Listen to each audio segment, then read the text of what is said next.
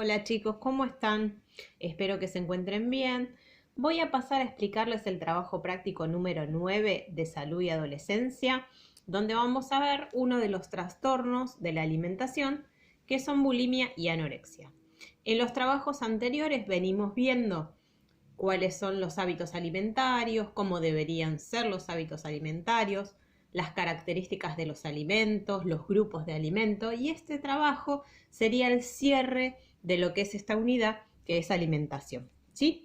En el primer punto del trabajo ustedes van a hacer un cuadro comparativo entre bulimia y anorexia, donde van a mencionar las principales diferencias, es decir, las diferencias que las hacen principales, ¿sí? Por ejemplo, en bulimia, yo pondría atracones de comidas.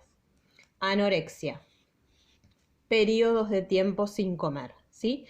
Este punto ustedes ya lo trabajaron en el trabajo anterior, así que pueden sacar información de ahí, ¿sí? Pero acá solamente ponen muy cortito cuáles son las diferencias entre ambos términos. Eso con respecto al punto 1.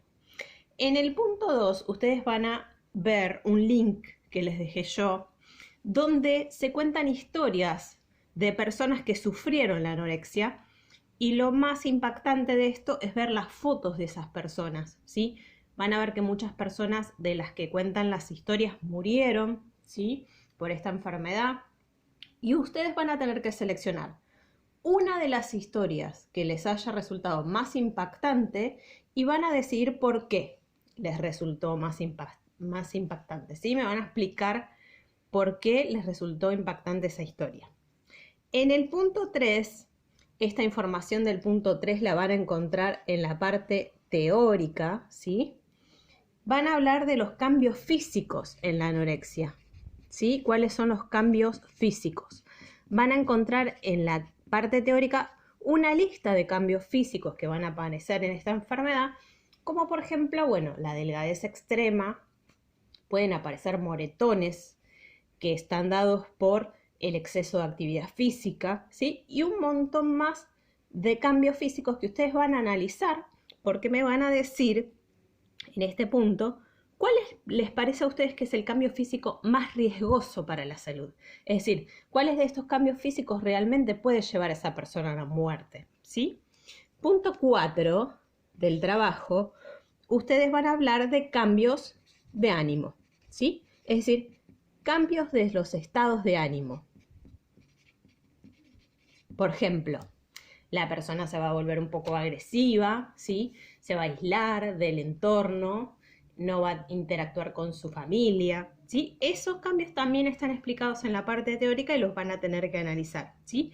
Van a hablar de cambios de conducta también en los estados de ánimo y van a explicarme, ¿sí? Punto 5 del trabajo, vamos a ver que existen una serie de factores de riesgo de la enfermedad. Es decir, por ejemplo, uno de los factores de riesgo que aparecen en la enfermedad son los estereotipos, que es lo que venimos trabajando en el trabajo 8, ¿sí?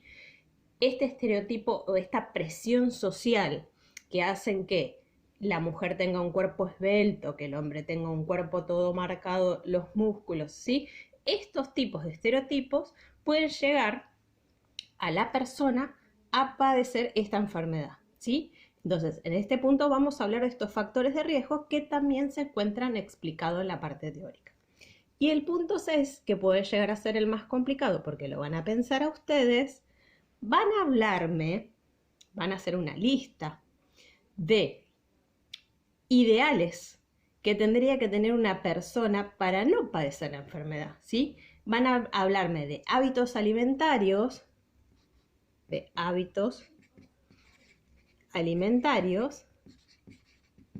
y también me van a hablar de la relación con el entorno.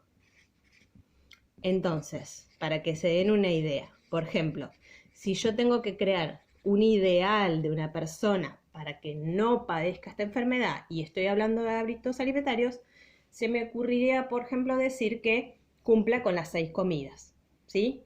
Se me ocurriría decir que cumpla con las porciones que habíamos visto en el plato de la alimentación, ¿se acuerdan?